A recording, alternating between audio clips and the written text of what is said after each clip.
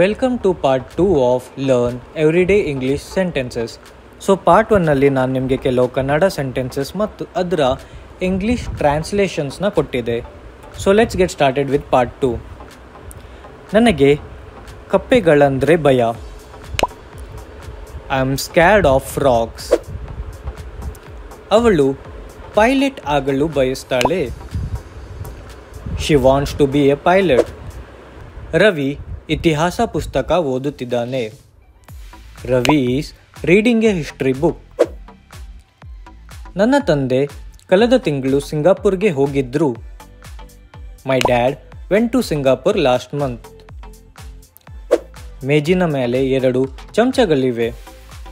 There are 2 spoons on the table. ನಾನು ಊಟಕ್ಕೆ ಇಡ್ಲಿ ತಿಂದೆ. I had idli for lunch.